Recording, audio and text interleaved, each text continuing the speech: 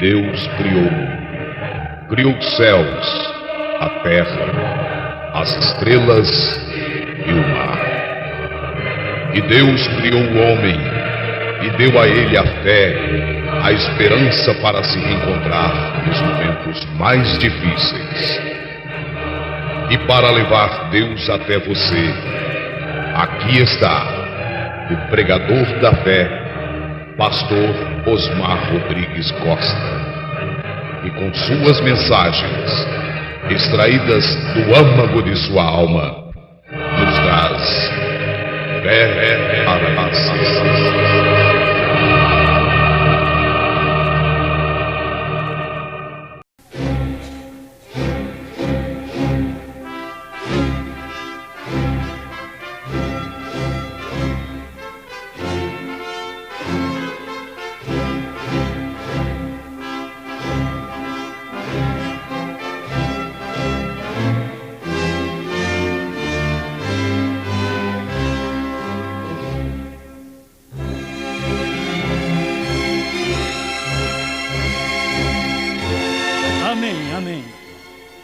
Deus abençoe. Nós vamos ler Apocalipse 2, versículo 6.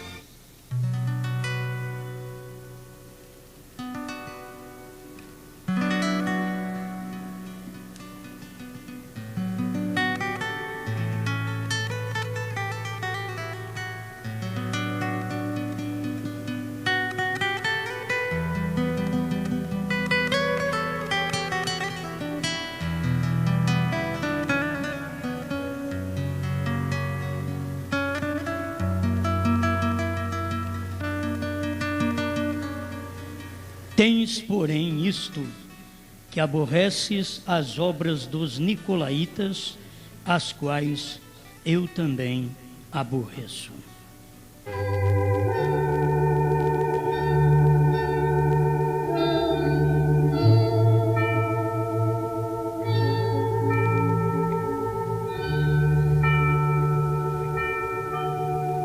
Amado Criador, dá-nos de sua natureza. O que tu amas, nós amamos. O que tu aborreces, temos que aborrecer. Dá-nos sua natureza cétupla: fé, virtude, ciência, temperança, paciência e piedade, amor fraternal. Sela-nos com o Espírito Santo e acople a pedra de coroa sobre nós. Manifesta-te a nós. Precisamos de ti. Em nome do Senhor Jesus Cristo, aquele que vive e reina por todo sempre. Amém, Senhor. Amém. Pode sentar, irmãos.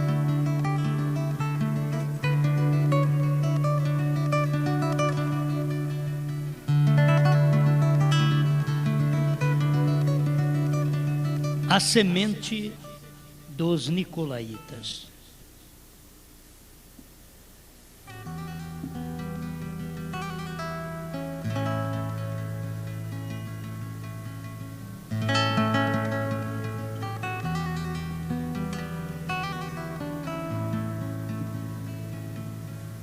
Nós vamos meditar um pouquinho sobre esta semente. Já falamos muito de 7 selos, 7 trovões. Cordeiro saiu do trono, converteu em leão. Já tratamos destas profundezas espirituais. Mas vamos ver o que Deus aborrece. Sempre tem uma semente na terra. Isto foi desde o princípio, que é uma semente aborrecida por Deus. Se você tem a natureza de Deus, o que Deus aborrece, sua natureza aborrece também. Mas se você não tem a natureza de Deus, o que Deus aborrece, você ama. O que Deus ama, você aborrece. Isto é porque não tem a natureza de Deus. E nós desejamos ter a natureza de Deus. Com a natureza de Deus, nós não somos enganados em nada. Nossas obras, nossos atos declaram se a natureza de Deus está em nós. E a natureza de Deus é a alma, e a alma é a vida de Deus. E esta vida de Deus está em seu povo, em sua igreja. Mas dentro da própria igreja existe esta semente nicolaíta, como também existe a semente real, abençoada. Vamos meditar hoje um pouquinho que esta semente nicolaíta, ela começou dentro da igreja em Jerusalém, em Atos, capítulo 6, versículo 5, diz: e este parecer contentou a toda a multidão, e elegeram Estevão, homem cheio de fé e do Espírito Santo, e Filipe, e Prócoro, e Nicanor, e Timão, e Parmenas, e Nicolau, prosélito de Antioquia. Nicolau era um dos 7 diáconos escolhidos na igreja primitiva para tomar conta da parte material, social da igreja, que era órfãos e viúvas. E eles escolheram homens cheios do Espírito Santo. E entre estes homens estava Nicolau. A mensagem que o profeta pregou, a era de Éfeso, parágrafo 76, ele diz assim: ora, há 2 pensamentos sobre quem eram os nicolaítas. É dito por alguns que eles eram um grupo de apóstatas que tinham como seu fundador Nicolau de Antioquia, um prosélito que se tornara um dos 7 diáconos de Jerusalém. Eles tinham festas pagãs e eram mais libertinos em seus comportamentos. Eles ensinavam que, a fim de dominar a sensualidade, a pessoa tinha que reconhecer por experiência toda a sua extensão primeiramente. Naturalmente, eles se entregavam a tal abandono nas práticas corruptas que sua degradação foi completa. Agora, o irmão Brano está dizendo que eles dizem, é dito por alguns, mas ele vem confirmando aqui no final do parágrafo 76, a era de Éfeso. Desta maneira, eles aplicaram a si mesmos os 2 nomes do Velho Testamento que simbolizavam tais estratégias: Balaão e Jezabel. Desde que Balaão corrompia o povo e assim o conquistava, foi dito que os nicolaítas faziam o mesmo: corrompia o povo e conquistava o povo. Agora eles tinham que corromper o povo com alguma mensagem. Eles davam algum ensinamento que corrompia a mente do povo, o povo cria neles, e logo a doutrina entrava. Aquela semente estava dentro da igreja. Não é coisa só vinda de fora, não é falar em obra dos nicolaítas, falar em romanismo. Obra dos nicolaítas se fala em protestantismo também. Fala no povo wesleyano. Obra dos nicolaítas veio fortemente no povo pentecostal.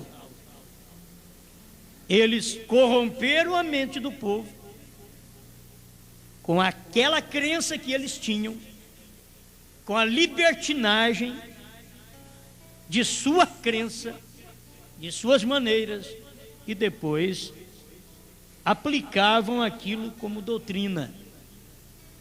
Isto foi o que aconteceu.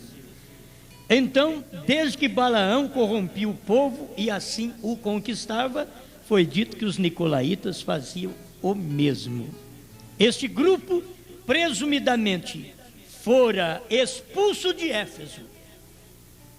E quando você pensa que ele foi expulso, ele não encontra mais lugar, mas é como um demônio. Um demônio, ele é expulso, mas ele anda por lugares áridos, diz o Senhor Jesus, procurando onde entrar. Ele não encontra, ele volta e vê a casa de onde ele foi expulso, está adornada e está vazia. E Jesus diz que aquele demônio entra ali com 7 espíritos piores, e o estado daquela pessoa se torna pior do que o princípio, do que o primeiro estado. Porque se tinha um demônio, agora tem 7. Então, este grupo, presumidamente, foi expulso de Éfeso. E Éfeso significa almejado e relaxado, tem um duplo significado. Almejado e relaxado. Começou muito bem e logo abandonou o primeiro amor, se tornou relaxado, relapso. E tornando relaxado, Deus veio à era de Éfeso e diz para eles voltarem, arrependerem e voltarem às práticas das primeiras obras. Senão brevemente virei contra ti e moverei o teu castiçal. Tirarei a era e colocarei Esmirna no lugar. E aí você não terá tempo de arrependimento mais.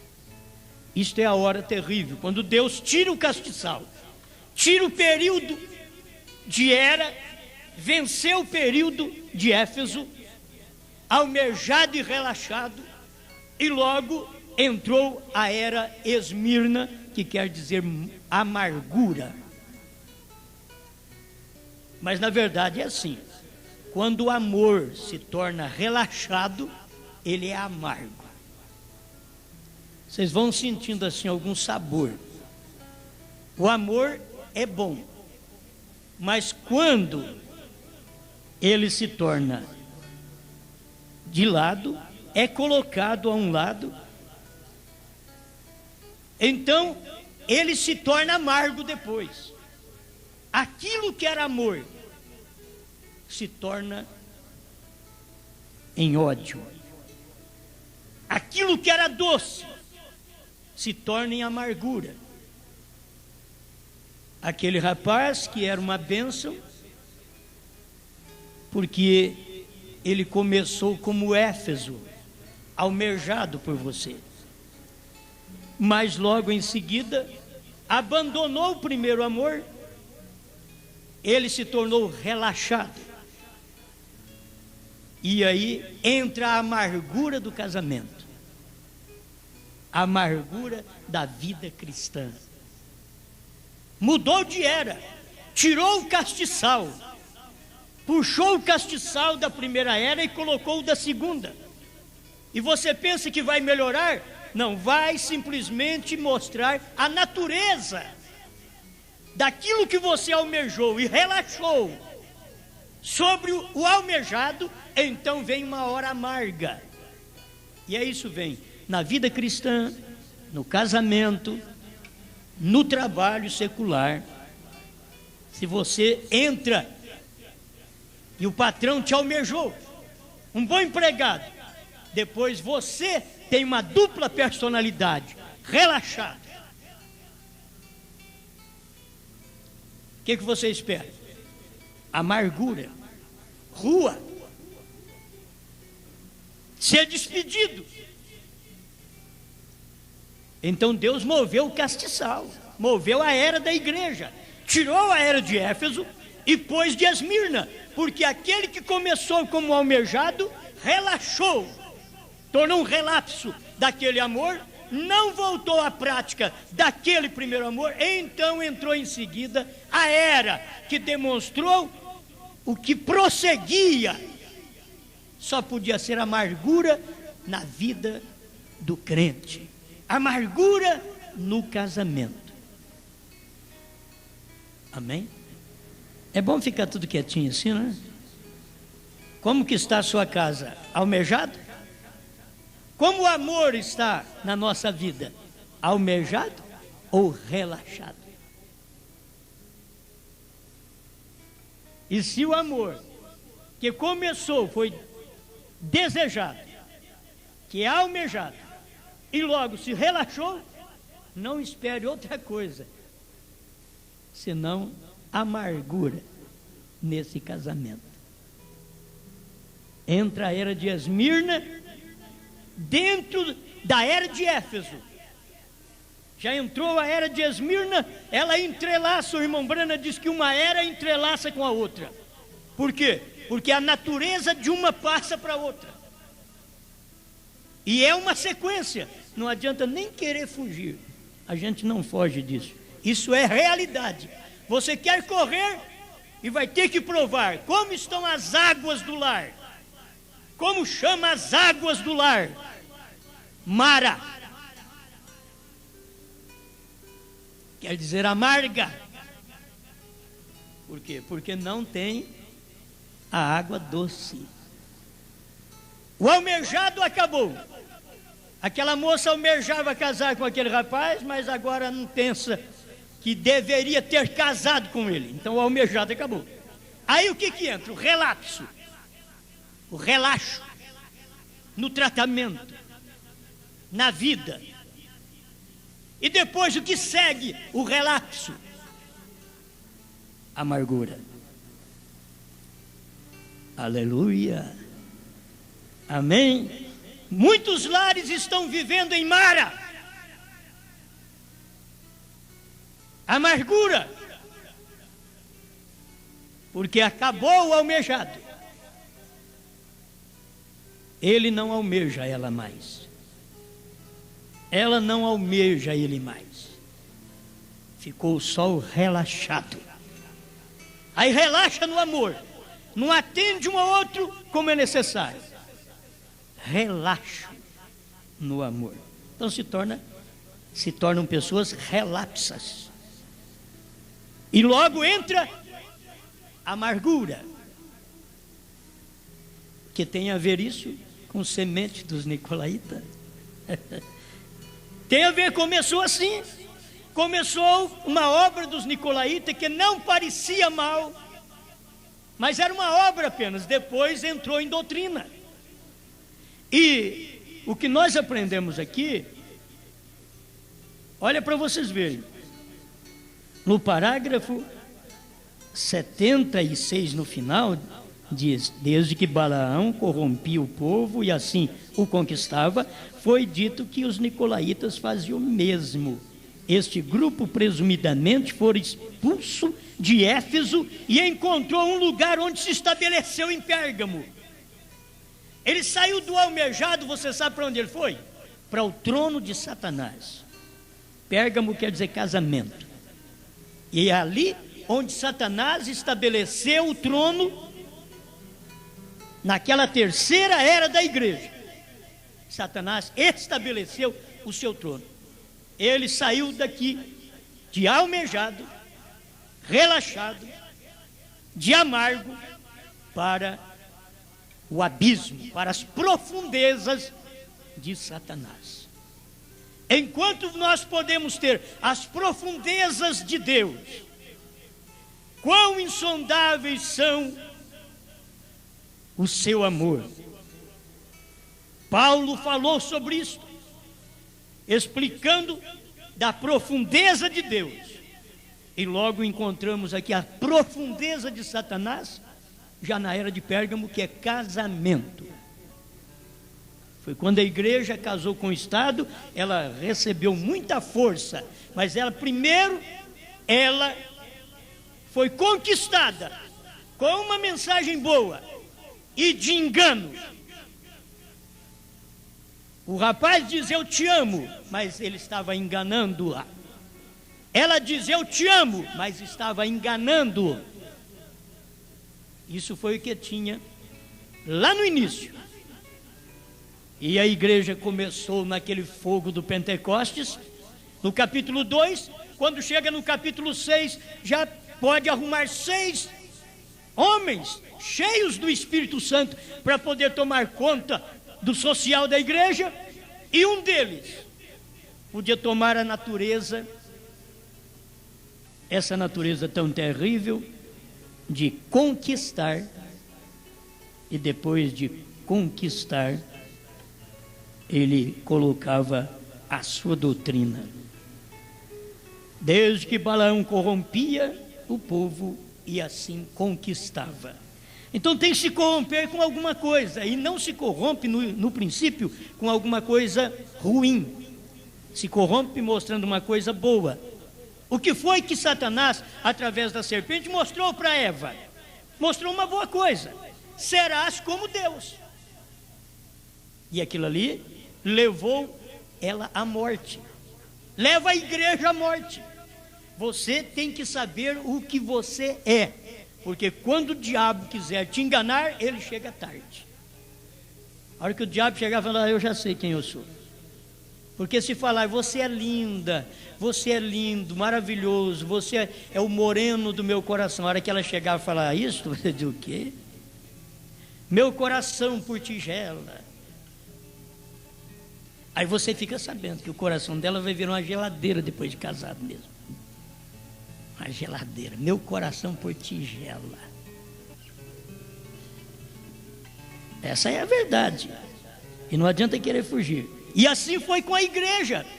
Começa bem, é como um crente novo. Um crente novo, ele chega, ele quer vir na igreja terça, quinta, sábado, domingo, ele não quer perder. O crente velho já tornou relaxado. Ele vem o dia que dá na cabeça, o dia que ele quiser. E se falar com ele, diz, ó, quem manda em mim sou eu. Ele já é relaxado. E depois de um tempo, esse crente é amargurado. Ele entrou em Esmirna. Mara entrou na vida dele, que são águas amargas. Muito bem. Vamos mais um pouquinho ver essa semente nicolaíta. Irmão Brana continua aqui no parágrafo 77. Eu não vou ler tudo porque é muita coisa, vocês lêem em casa, por favor. Tem muita coisa para ler em casa. Que esta tradição é verdadeiramente contra a Escritura. Note tão somente Apocalipse 2:2. A igreja de Éfeso não podia suportar os maus. Eles então tiveram que expulsá-los. Ora, no verso 6 diz que eles odiavam suas obras. Desta maneira, este grupo dos nicolaítas continuou como uma parte da primeira dispensação, praticando suas obras. As obras eram odiadas, mas o povo não se tornou impotente. As obras eram odiadas, as obras dos nicolaítas eram odiadas por Deus, mas o povo não se tornou impotente. Mesmo tendo essas obras odiadas, eles se tornaram uma força, uma potência, que não morreu na primeira era. Porque se eles fossem impotentes, eles morreriam na primeira era, e nós não teríamos esta natureza espalhada na era de Esmirna, até chegar o trono de Satanás na era de Pérgamo, com o casamento da igreja com o Estado. o povo não se tornou impotente. Desta forma, as obras em Éfeso continuaram e se tornaram uma doutrina que irá diretamente para o lago de fogo. Então você não pensa que ela acabou da primeira para a segunda era, e na era de Pérgamo ela acabou porque foi o trono de Satanás. Rapaz, ali ela casou. Aí ela foi produzir filhas com a sua natureza. Se você tem a natureza de Deus, você odiará o que Deus odeia. Se você não tiver a natureza de Deus, você amará o que Deus odeia. Tens, contudo, a teu favor, que odeia as obras dos nicolaítas, as quais eu também odeio. Apocalipse 2:6. O que eram estes nicolaítas? 78, Éfeso. A palavra vem de duas palavras gregas, nikao, que significa conquistar, e laos, que significa o laicalismo. O fato real é que alguém estava fazendo algo naquela igreja primitiva que estava conquistando o laicalismo. Então começou a semear alguma coisa para conquistar os laicos. Conquistar os laicos são os membros. O Nico é o pastor, o Nico é o apóstolo, o Nico é o mestre, o Nico é o evangelista. Vocês estão entendendo? Mas o laíta é o povo, é o conquistado. Estes são os laítas, são os membros da igreja, conquistado pelo pastor. Por isso você tem que ter revelação do que você ouve, do que você crê, porque se você escuta uma mensagem e você tem revelação daquela mensagem, você então saberá para onde você vai. E não é aquele homem, aquele níquel que está te conquistando, mas o Espírito Santo que te conquistou. Porque se você não é conquistado pelo Espírito Santo, o níquel vai te conquistar. E foi isso que aconteceu na igreja primitiva. Nicolaus entrou e com um bom trabalho começou espiritual, e depois de começar espiritual, foi como Paulo diz aos Gálatas: vocês tendo começado no espírito, terminais agora na carne. Começou bem, mas terminou agora na carne. Começou no espírito. Era melhor começar na carne e terminar no espírito do que começar no espírito e terminar na carne. Quantas pessoas vêm para a igreja e elas vêm com a veste vulgar, atos vulgar, natureza vulgar, mas elas começam e vão se aperfeiçoando e vão chegando da carne, da vulgaridade ao Espírito Santo. É aquela bênção. Mas quantos vêm para a igreja dizendo: eu sou crente, eu sou evangélico, eu sou de Deus, eu creio no profeta, eu sou batizado em nome do Senhor Jesus Cristo. Começou no Espírito, falando no Espírito, e passa um tempo, você olha para os atos daquela pessoa, está terminando na carne. Por isso, irmão Brana sujeitou aquela jovenzinha tocar piano no tabernáculo Brana. No início, quando ele a viu daquele jeito, sabia que ela ia mudar de vida. O irmão Brana sabia que ela ia mudar da carne para o espírito, e outros do espírito mudar para a carne, que foi muito pior. E quando o irmão Brana foi interrogado a respeito daquela jovenzinha tocando no piano, ainda com a saia curta, ele disse: ela é uma nova convertida e ela vai mudar, ela vai consertar. Mas tem gente que não conserta, porque ela já está bonita, ela já está bem, ela já está bem vestida, porque mostra isso do lado de fora, mas a natureza do lado de dentro é que é péssima. Do lado de fora está bonito, e aquela jovenzinha estava feia do lado de fora, porque ela não estava correspondendo com a Bíblia. Mas o irmão Brana viu que ela ia ser transformada, e ela foi transformada. É como o caso daquele homem que Irmão Branham foi e buscou uma carteira de cigarro para ele. O que eu não faria, irmão Branham fez. E quem estava certo era o irmão Branham.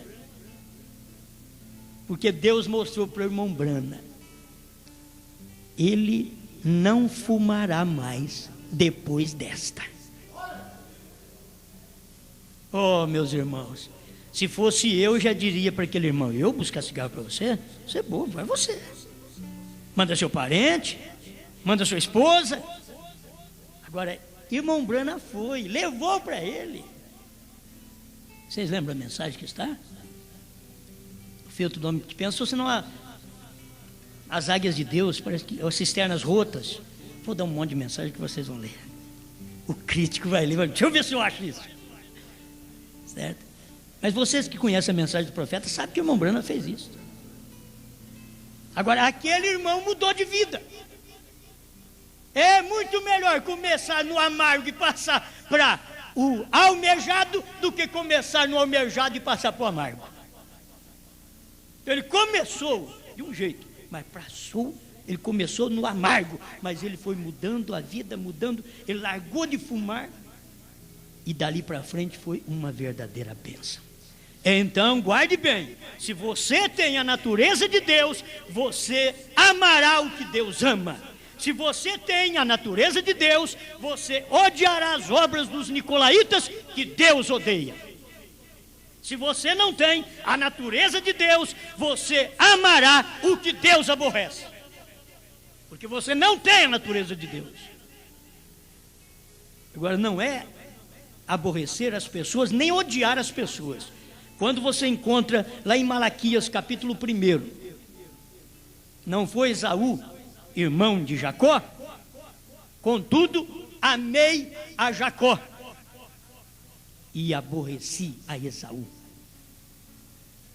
Aquilo foi pessoal, entre Deus e o homem, entre o homem e Deus. Mas você aborrecer as coisas é aborrecer as obras más das pessoas e não as pessoas. A natureza hoje de Deus em mim e em você não é aborrecer as pessoas, mas as obras más das pessoas. Mas lá foi Deus aborrecendo a pessoa. Por quê? Porque lá no íntimo daquele homem, por semente, ele não era de Deus. Ele não era de Deus. Por semente, ele não era. Deus o aborreceu porque ele não era por semente. Eu não vou, qualquer dia eu vou pregar sobre isso daí. A mistura de semente. Mas qualquer dia, não sei quando. Vamos ver. Então, o fato real é que alguém estava fazendo algo naquela igreja primitiva que estava conquistando o laicalismo. Os leigos. Se o laicalismo estava sendo conquistado, então deve ter havido alguma autoridade lá fazendo isto. O que era que Deus odiava, que estava acontecendo naquela igreja, o que estava acontecendo então e está continuando hoje. É exatamente o que a palavra nicolaíta significa. O povo está sendo subjugado de alguma forma, de um modo que era absolutamente contrário à palavra de Deus. Olha, para falar sobre nicolaíta, nós temos muita coisa aqui para falar sobre ele. Mas deixa eu tomar essas partes principais que me veio, para que vocês possam aprender. A era de Pérgamo, parágrafo 130. Você pode ler o 130 em diante. O parágrafo 130 já é muito grande, que dá para nós terminar o culto aqui. Aqui ele vai relembrar o que significa nicolaíta.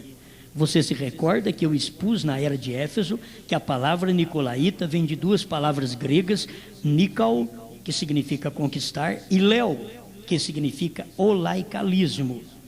Isto é, os leigos. Nicolaítas significa conquistar o laicalismo. Ora, por que isto é uma coisa terrível?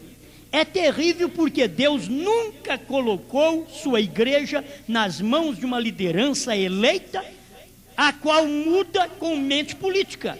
Ele tem deixado sua igreja sob os cuidados de homens ordenados por Deus, cheios do Espírito, vivendo a palavra que lhe deram ao povo, alimentando-os na palavra. Amém? Você sabe o que é um pregador? Ele é um servidor. O pregador é para servir o povo, para servir. Não é para trabalhar com tirania sobre o povo, ao ponto do povo ter que obedecê-lo. Não, preste atenção.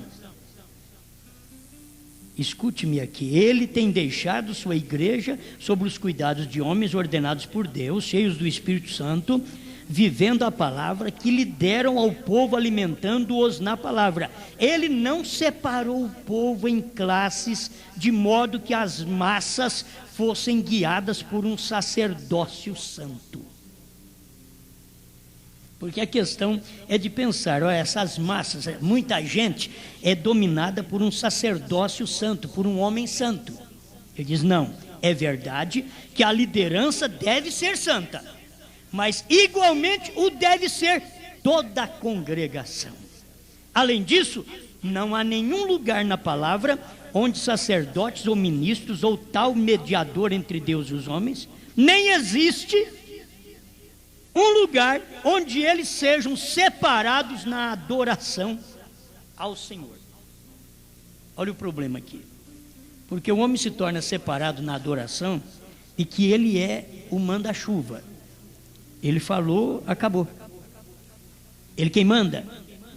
Escute como o profeta ensina: Deus quer que todos o amem e o sirvam juntos, sem ter diferença de pastor, profeta, apóstolo, evangelista e mestre. Se vocês notarem em alguma foto, em alguma filmagem do irmão Brana, olha, o irmão do irmão Brana tirava o irmão Brana da reunião e levava para o carro como para protegê-lo da massa humana, que era muita gente.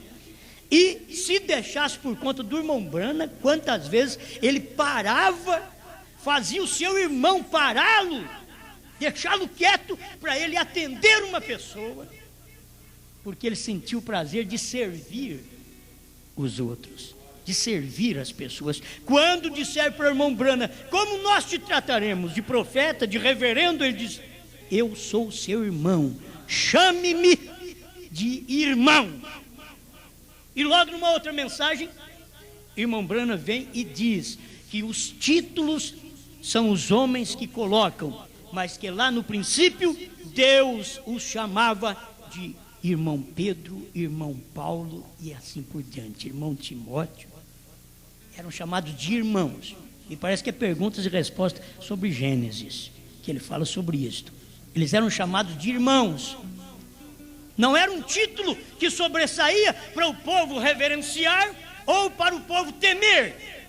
Não, aquele homem tinha um ofício de pastor, tem um ofício de apóstolo, tem um ofício profético, tem um ofício de evangelista, tem um ofício de mestre. Mas atrás de tudo isso, você tem que saber que está o homem, é um mortal. Ele não pode querer ser mais do que alguém, querer ser alguém na congregação. Porque Deus não o respeita desta maneira, ele é igual a qualquer membro. Um pastor, um servidor do povo, ele é igual aos outros. E ele ainda foi posto para servir. E quantas vezes é o povo que serve o pastor? Ao invés do pastor servir o povo. É o povo que serve a família do pastor, ao invés da família do pastor servir o povo. Quantas vezes? Deixa mais um pouquinho, porque eu gosto disso daqui. E quando vem em mim, na minha família, ministério, eu gosto de apanhar junto. Deus quer que todos o amem e o sirvam juntos. O nicolaísmo destrói estes espíritos. Me perdoe. O nicolaísmo destrói estes princípios. E em contraposição, separa o ministro do povo. Olha o que o nicolaísmo faz. Faz do ministro grande e do povo pequeno. Então separa o ministro do povo. Aí o povo começa a idolatrar o ministro. E é errado. O nicolaísmo destrói estes princípios. Isso não quer dizer que você não vai ter respeito, que por falta de respeito muitos morreram durante o período do Velho Testamento, morreram no Novo Testamento, por falta de respeito muitos morreram durante as eras, por falta de respeito muitos morreram nos dias do irmão Brana. Falta de respeito ao ministério, por falta de respeito ao pastor local, muitos morrem espiritualmente. Você nunca encontra estes irmãos e estas irmãs mais firmes, avivados, cheios do Espírito, porque morreram desde que desrespeitaram. Foi por isso que o profeta ainda pregou respeito. Agora, não é porque o marido é o cabeça de casa, ele tem que respeitar também o lar, respeitar a esposa, respeitar os filhos. Se não der, eu vou 1 hora, viu, irmão? Da outra vez, porque hoje é ensinamento. Amém, amém, irmãos? Estão entendendo? O nicolaísmo destrói esses princípios e, em contraposição, separa o ministro do povo e faz dos líderes senhores sobre o povo ao invés de servos. O nicolaísmo apresenta o pregador acima da igreja e faz do pregador líder. Eles são líderes e o povo são servos. E o pregador é um líder, é um senhor. E o irmão Brana diz que isso daqui é obra dos nicolaítas, é uma semente dos nicolaítas. É semente dos nicolaítas isso daqui. Vou repetir: o nicolaísmo destrói estes princípios e, em contraposição, separa os ministros do povo e faz dos líderes senhores sobre o povo ao invés de servos. Olha, eu sei que nós mesmos pregadores podemos não gostar, mas esta é a verdade. É melhor deixar o povo ouvir a verdade do que nós encontrarmos com esta verdade no dia do juízo e sermos julgados por ela. É melhor que o povo saiba de seus direitos. Agora, tem uns que eles não respeitam pastores, não respeitam nomes, não respeitam título, não respeitam nada, ofício e nada de uma pessoa. Isto já está mostrando que é falta de semente espiritual nesta pessoa, porque não tem respeito pelo nome dos outros, pela pessoa do seu próximo, do seu irmão. Agora, em contraposição, já vem aqueles que dizem que o ministro, ele é o senhor do rebanho, então ele manda. É como o marido é o cabeça de casa, mas ele não é o cabeça de casa com tirania. Se vocês têm que fazer o que eu quero e implantar a lei dele ali, não. Esta lei é implantada através do amor. Aí tem que haver compreensão. E não adianta o pai de família, o marido, falar: mulher, você tem que me respeitar, me chamar de senhor. Não vai nem adiantar. Ela não nasceu com esse espírito dentro dela. Talvez ela nasceu com outro espírito, vai te chamar de outra coisa, menos senhor. Certo? Porque não adianta você impor, não. Não é para impor. Abraão nunca ensinou Sara a chamá-lo de senhor. Sara sentia respeito por Abraão e tratava-lhe de senhor. E São Pedro veio e diz que vocês são filhas fazendo as obras de Sara. E se vocês não fazem as obras de Sara, é porque não sois filhas de Sara. E se não são filhas de Sara, não tem a natureza de Deus em você, a natureza da igreja verdadeira. Porque Sara aponta para uma igreja verdadeira, que tem a natureza que chama seu marido Senhor, e a igreja chama Cristo de Senhor, pelo Espírito Santo que está nela. Sem nenhuma imposição. Jesus nunca veio a mim e disse: você tem que me tratar bem. Não, você trata Jesus bem porque você o ama. Você sabe que sem Ele você não vive. Amém? A questão hoje, a falta de bom tratamento, é que se vive sem a outra pessoa. Se vive sem a outra pessoa. Daí falta o bom tratamento. mas se conscientizasse os tipos bíblicos, o que é o marido, o que é a esposa, o que é a igreja, o que é Cristo, então nós trataríamos bem um ao outro e respeitaríamos cada um no seu devido lugar, na sua posição. Senão teríamos uma obra e uma semente dos nicolaítas dentro da nossa vida, dentro do nosso lar, dentro da nossa igreja. Mas graças a Deus que entre nós não tem esse perigo aqui, ó. Vou repetir outra vez? O nicolaísmo destrói estes princípios. E em contraposição separa o ministro do povo. Porque o princípio é de estar o ministro junto com o povo. É de não haver separação. Não há adoração melhor de ministros do que de igreja. Não há adoração melhor de reverendos, de pastores, do que de igreja. São tudo igual, tanto o pastor quanto a igreja. E para que a igreja fique mais servida ainda, ela tem que saber que esse ministro, a qual ela tem, que ele ministra a palavra, e ela por sua vez ajuda este ministro através dos seus dízimos.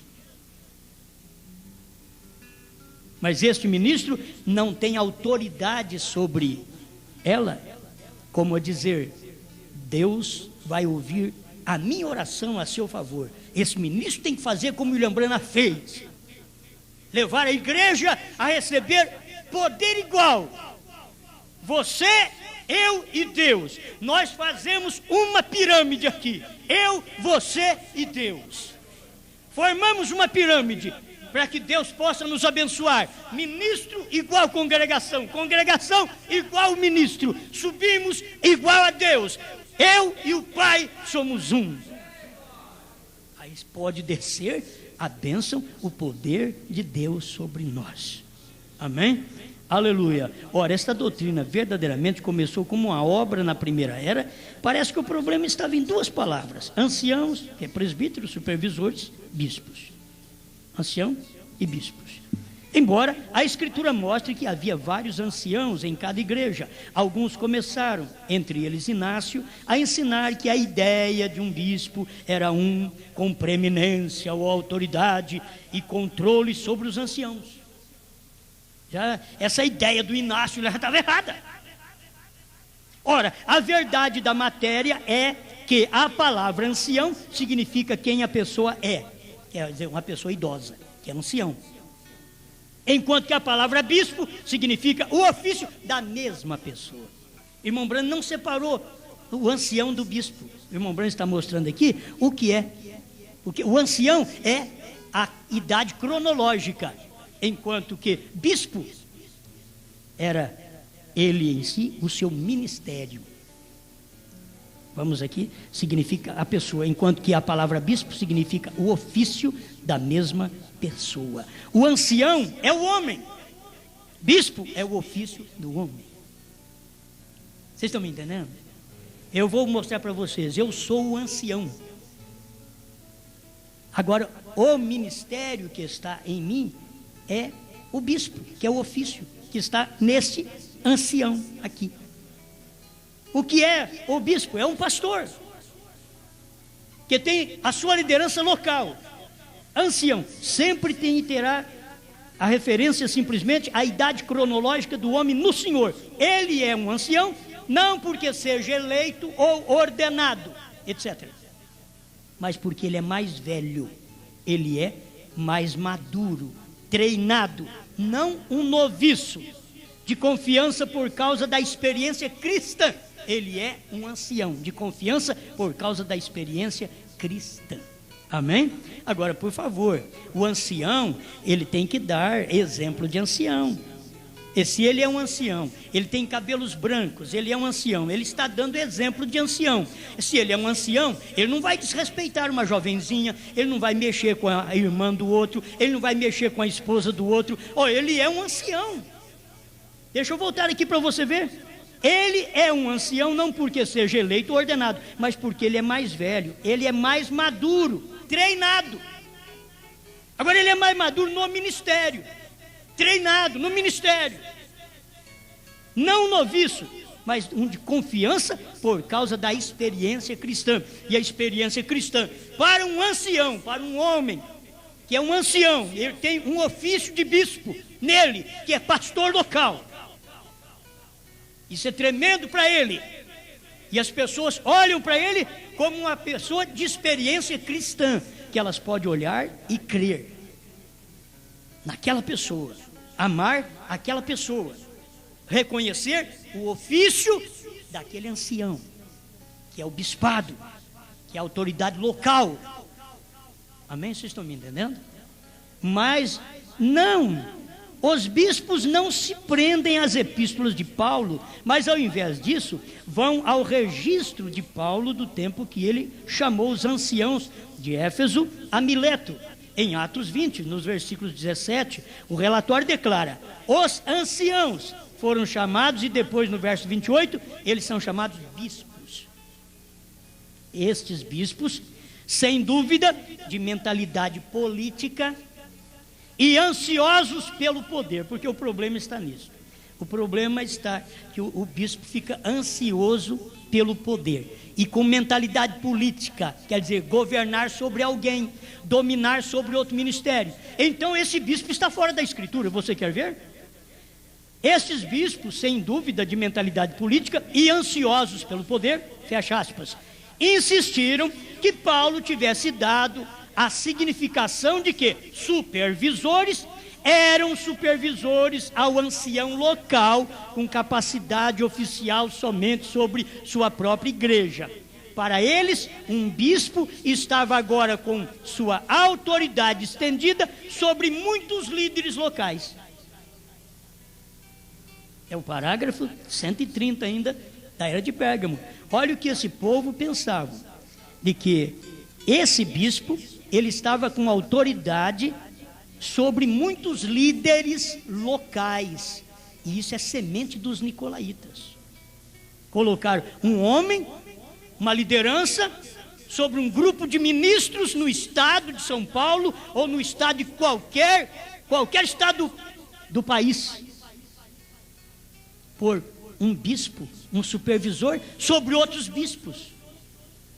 Isso aqui é semente dos nicolaítas, que veio da igreja primitiva e passou para a era de Esmirna e se tornou amargo, entrou na era de Pérgamo e se tornou o trono de Satanás. Olha o que Paulo diz aqui ainda. Para tal conceito, aqui é o irmão Brano agora que vai dizer que o que essas pessoas pensam de um bispo com autoridade estendida sobre líderes locais, tal conceito não era nem escriturístico, nem histórico. Porém, até mesmo um homem da estatura de Policarpo inclinou-se em direção a tal organização. Você sabe que Policarpo era para ser escolhido como mensageiro da segunda era da igreja. Mas só porque Policarpo teve esta pequena inclinação de bispo sobre alguns, Deus não pôde escolher Policarpo e escolheu Irineu. Irineu não teve este problema. É isso que o irmão Brano ensina. As pessoas na mensagem, elas vão muito bem, só que elas estão tendo domínio sobre outros ministérios. Do mesmo jeito que nós saímos das denominações e lá proibiram ouvir a mensagem, a mesma coisa é o mesmo espírito nicolaíta que está nas mensagens, no povo da mensagem da primeira e segunda etapa, proibindo o povo. Isto quem faz? São semente nicolaítas que estão dominando a mente do povo com alguma coisa almejada pelo povo, mas que já perdeu o primeiro amor, se tornou relapso, e agora é uma amargura na igreja ter o domínio da semente dos nicolaítas governando o povo, governando o laico. A igreja fica tão quietinha, ela é ovelha, ela escuta: nós temos que obedecer os nossos pastores, porque o irmão Brana diz: obedecei vossos pastores. Meus irmãos, o irmão Brana estava dizendo para nós obedecer os pastores que ficavam com a mensagem. Porque se eu não ficar com a mensagem, você não tem que me obedecer, não. Qualquer pastor que não estiver com a revelação dos 7 trovões não deve ser obedecido, não. Porque senão nós não podíamos ter saído das denominações para crer no profeta, porque lá nós tínhamos pastores também. E lá eles não usavam a mesma sagacidade. Paulo escreveu: obedecei vossos pastores. Hebreus 12. Amai vossos pastores. Paulo escreveu. Mas eram pastores que criam como Paulo creu. Batizava em nome de Jesus Cristo e dizia para a mulher ficar calada na igreja. Então aqui é para obedecer os pastores, mas que crê que o profeta veio e que o 7º anjo cumpriu o seu ministério e revelou o Apocalipse. E que os 7 trovões estão revelados. Você tem que obedecer pastores assim. Se pastores não obedecem à revelação que veio pelo anjo forte ao 7º anjo, então tais pastores não devem ser obedecidos. Como obedecer vossos pastores se os pastores não estão ensinando os princípios da mensagem do irmão Brana? Como obedecer, pastor? Como vocês vão me obedecer se eu venho e prego para vocês que o Cordeiro está no trono? Quando William Branham diz para revelar o selo, ele saiu do trono. Amém? Aleluia. Paciência, né, irmãos? Paciência. Então, tal conceito não era nem escriturístico nem histórico, porém até mesmo um homem da estatura de Policarpo inclinou-se em direção à tua organização. E é a mesma coisa no Brasil. Até homens da estatura do irmão fulano de tal inclinou para isso. Até homem da estatura do Beltrano, como Policarpo, inclinou para a organização. Gente boa, você não tem que falar mal delas. Simplesmente inclinou para a organização. E Deus não trabalha com aquele espírito. Deus odeia aquele espírito. E se você tem a natureza de Deus, você odiará a obra dos nicolaítas e saberá o que é obra dos nicolaítas. Como odiar se não sabe o que é? Se não tem revelação do que é, se não lê a mensagem do profeta para ver o que é. Mas se você quiser ler, leia a Era de Éfeso, parágrafo 76 em diante. A Era de Pérgamo, parágrafo 130 em diante. Leia. Você vai ficar sabendo. Eu não vou ter tempo de falar tudo aqui, não sei se prossigo amanhã, mas eu tenho que terminar aqui agora. Assim, aquilo que começaram como uma obra na primeira era, tornou agora uma doutrina literal, e assim o é hoje. Irmão Branham está dizendo, e assim o é hoje. Não pensa que parou lá atrás, não. Obra dos nicolaítas. Os bispos reivindicam ainda o poder de controlar homens e lidar com eles como desejam, colocando-os onde bem entendem no ministério. Tiram daqui, passam para ali. Homens fazendo isto, e não o Espírito Santo. Isto nega a liderança do Espírito Santo, que disse: aparta-me a Paulo e a Barnabé para a obra que os tenho chamado. Isto é antipalavra e anticristo. Obra dos nicolaítas. É antipalavra e anticristo. O Espírito Santo é que aparta o homem para o ministério, e não um grupo de bispos. O que é bispo aqui? Esses bispos reivindicam ainda o poder de controlar homens. Eles querem controlar homens. E, irmãos, é o mesmo espírito que nós saímos das denominações, que controlava o presidente da nossa denominação lá, controlava os outros pastores. Assim está na mensagem. Um pregador controla por uma força doutrinária, por uma força de, não pode nem dizer moral, mas controla por uma força de trabalho gigantesco. Controla. Está controlando. É um bispo controlando, um ancião controlando, outros líderes liderando estes líderes contra a própria mensagem do dia, contra a própria palavra. Que Deus nos dê graça para entender isso daqui, para entender o que é uma semente dos nicolaítas. Deus aborrece, Deus odeia. Deixa eu terminar com estas palavras repetidas.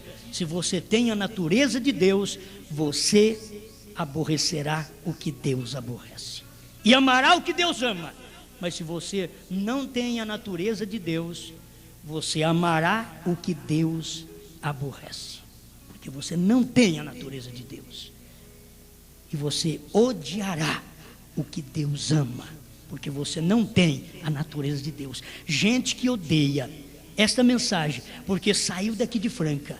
Ela saiu de Franca só uma palavrinha, mas ela veio do profeta, ela veio lá do sétimo anjo, ela veio do Monte Pôr do Sol, ela veio daquele quartinho que o irmão Brano ficou a semana inteira num quartinho estudando, e cada dia saía com um selo revelado.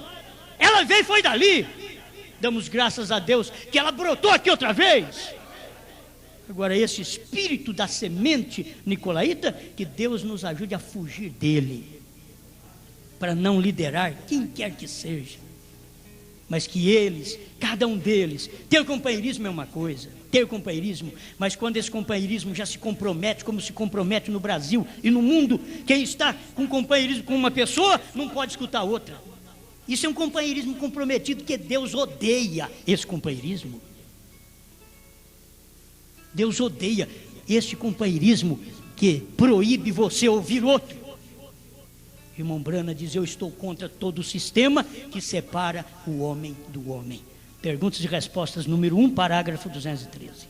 Senhor Jesus, te damos graças por poder ver sua palavra como ela é. Te damos graças por este ensinamento. Ajuda a sua igreja, abençoe-nos com a bênção da semente original da palavra, e que esta semente dos nicolaítas não tenha lugar em nosso meio, não nasça e não cresça, em nome do Senhor Jesus, mas que a semente do Senhor, do amor, da fé, da compreensão, do verdadeiro companheirismo, que se pode ouvir todo mundo, porque dentro de cada pessoa tem o Espírito Santo para discernir cada coisa que ouve, em nome do Senhor Jesus. Amém, Senhor. Amém.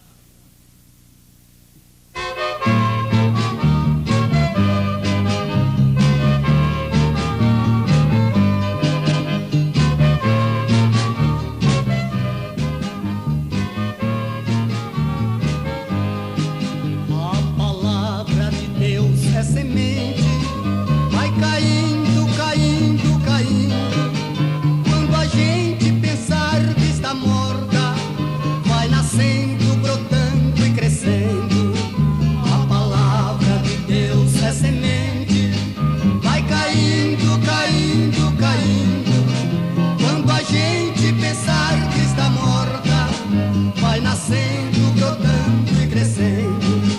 Jesus Cristo é vitória real, veio ao mundo para nos salvar, e teremos prazer divinal, que a vida eterna nos dá. A palavra de Deus é semente, vai caindo, caindo, caindo. Quando a gente pensar que está morta, vai nascendo, brotando e crescendo.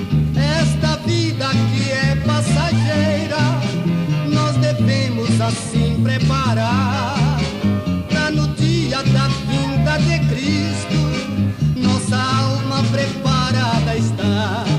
A palavra de Deus é semente, vai caindo, caindo, caindo. Quando a gente pensar que está morta, vai nascendo, brotando e crescendo.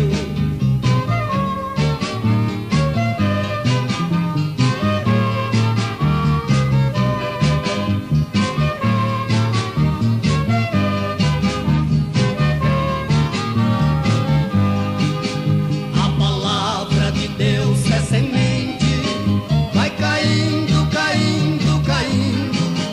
Quando a gente pensar que está morta, vai nascendo, brotando e crescendo.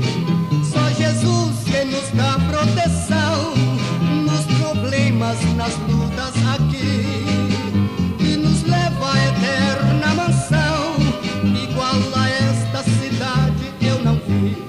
A palavra de Deus é semente, vai caindo, caindo, caindo.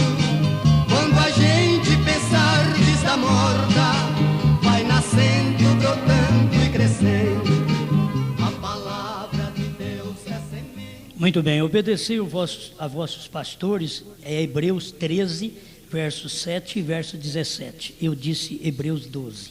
Hebreus 13, verso 7 e verso 17. Cada um deve obedecer o seu pastor dentro da palavra.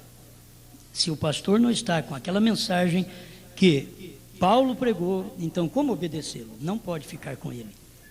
Se o pastor não está com aquela mensagem que Deus revelou para o irmão Brana, dos 7 selos, dos 7 trovões, como obedecer? Certo? Então a gente precisa averiguar essas coisas e saber como obedecer. Não tem que falar mal de ninguém, apenas a obediência é para aqueles que sabem obedecer e que têm pastores de acordo com a própria palavra. Se o pastor não fala de acordo com a Bíblia, se não fala de acordo com a mensagem, como obedecê-lo? Tenho que largá-lo, tenho que deixá-lo. Isto é real. Amém? E Cristo, mistério de Deus revelado, é parágrafo 35 em diante, né? Uma carta à igreja, onde o irmão Brana esclarece também para obedecer aos pastores, certo? Obedecer os pastores. Então tem que obedecer cada pastor que prega o que o profeta pregou. Porque hoje nós temos mensagens de todo lado, de todo tipo, e gente que crê que o profeta ainda vai ressuscitar para pregar mais alguma coisa, para revelar mais alguma coisa. E se você vê que o 7º anjo já revelou tudo, como você vai obedecer um pastor que diz que irmão Brana vai ressuscitar? Então não tem jeito. Então a gente tem que olhar pela Bíblia e pela hora que a gente vive. Vamos examinar aquilo que Deus tem te revelado. Então você tem que ter um pastor segundo a sua fé. Se a sua fé é mulher de usar calça esporte, cabelo cortado, salto alto, você tem que procurar uma igreja e um pastor desse jeito, porque existe. Agora, se for para procurar viver segundo a Bíblia, você vai ver que a própria Bíblia condena estas coisas. Então vamos procurar ter tanto igreja como pastores de acordo com a própria palavra de Deus. Se não falam a palavra, não são pastores da palavra, por isso não merece nossos respeitos. Amém. Deus te abençoe.